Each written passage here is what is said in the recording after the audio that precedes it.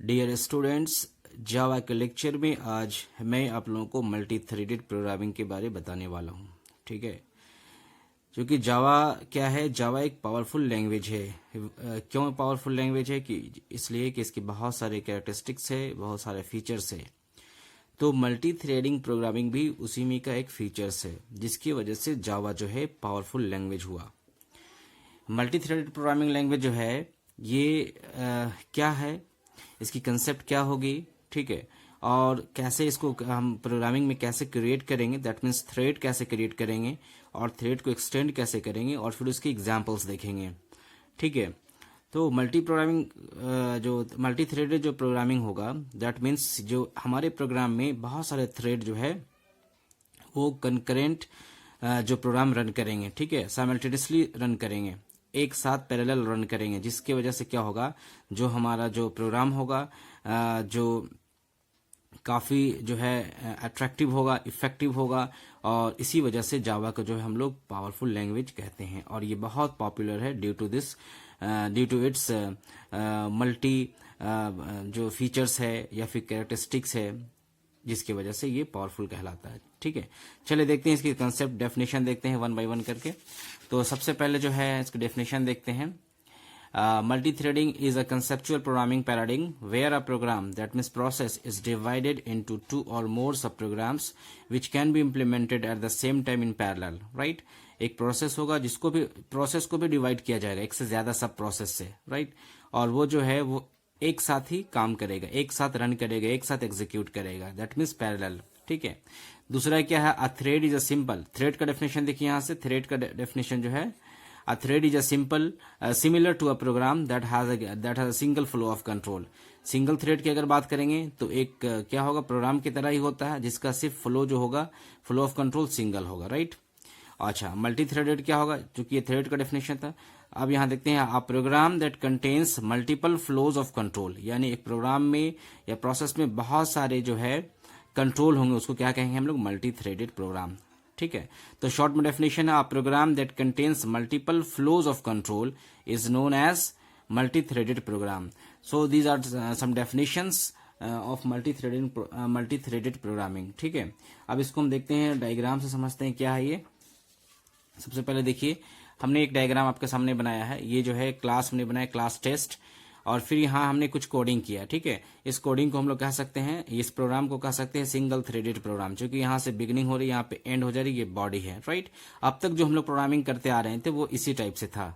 ठीक है, इसी तरीके से था, क्लास हम बनाते थे और वो एग्जीक्यूट करवाते थे, तो उसको हम लोग क्या कहेंगे, सिंगल थ्रेडेड प्रोग्राम। ठीक है, दूसरी तरफ हमने एक डायग्राम आपके लिए बनाया है, यहाँ पे है कि एक मेन मेथड होगा, ठीक है, उसमें क्या होगा, उसके अलावा फिर क्या हमारे पास थ्रेड कितना क्रिएट होगा, थ्रेड ए, थ्रेड बी, थ्रेड सी, तीन हमने थ्रेड के, आप जितना चाहे उतना क्रिएट कर सकते हैं।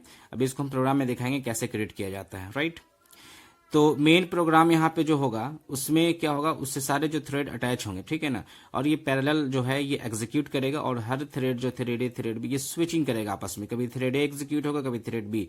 देखिए, हम लोग यहाँ पे कहते हैं कि पैरेलल रन करता है, but parallel actually parallel run नहीं करता है। ठीक है, क्योंकि प्रोसेसर जो एट ए टाइम एक ही थ्रेड को लेगा, एक ही प्रोसेस को लेगा, लेकिन वो इतना फास्ट स्विचिंग करता है कि ऐसा लगता है जैसे कि वो पैरेलल रन कर रहा है। ठीक है, तो इसके कुछ मेथड्स भी हम लोग पढ़ेंगे, जैसे हमने यहाँ स्टार्ट लिखा, ये मेथड ही है, स्टार्ट है, रन है, बहुत सारे मेथड्स हम लोग आगे देखेंगे। तो ये जो सिंपल डायग्राम है, ये आपका मल्टी थ्रेडेड प्रोग्रामिंग लैंग्वेज का डायग्राम है, राइट?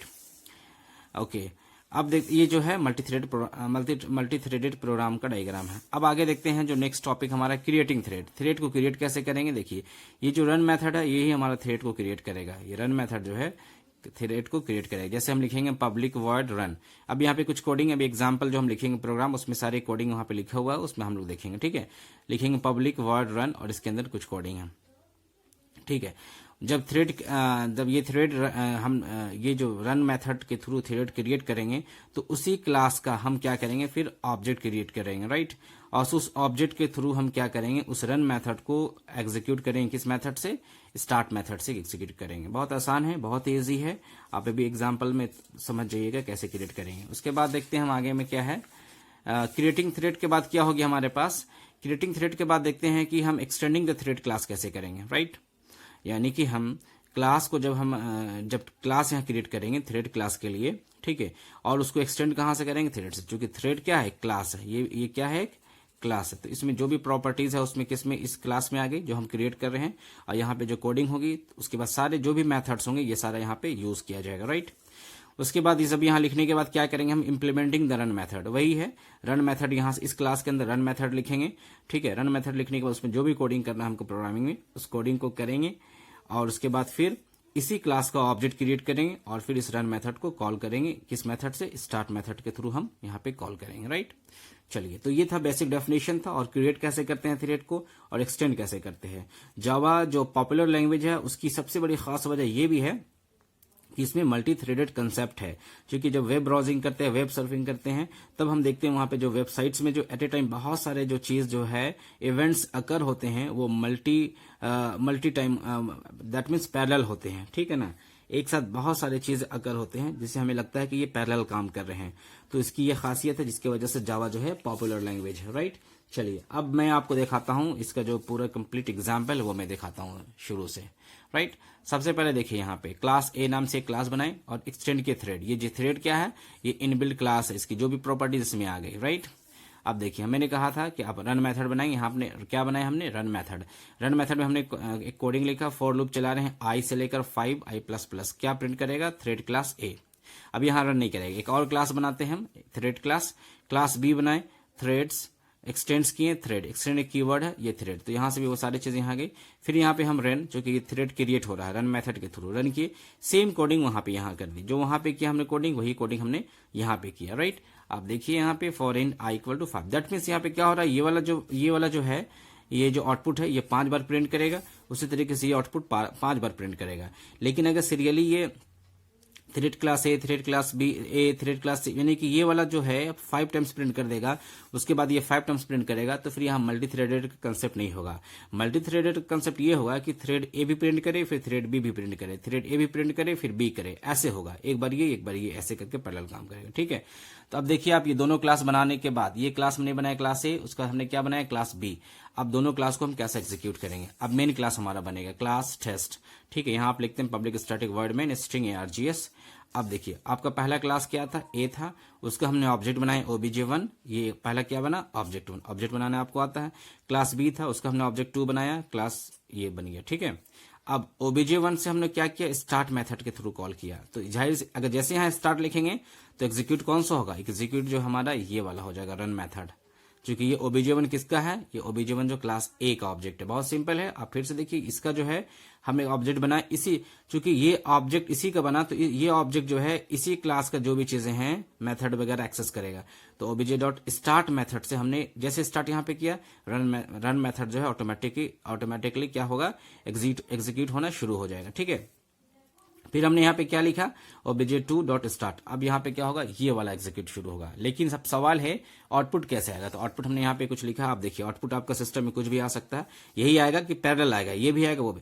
तो सबसे पहले थ्रेड क्लास ए, फिर बी ऐसे करके आएगा, यानी कि 5 टाइम्स दोनों प्रिंट करेगा।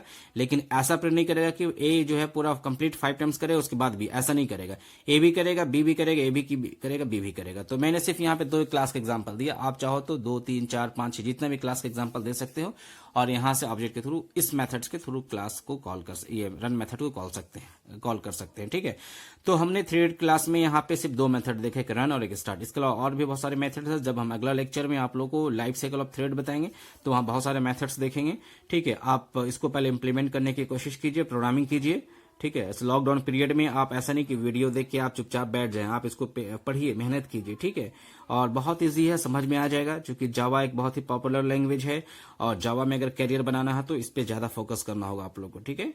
चलिए, अब इसमें अगर कोई डाउट हो कोई, तो आप जरूर कमेंट सेक्शन में हमें कमेंट कीजिएगा, ठीक है। हमें आपका कमेंट का इंतजार रहेगा, और वीडियो को ज्यादा से ज्यादा लाइक करें, शेयर करें और सब्सक्राइब जरूर कर दें। Thank you very much.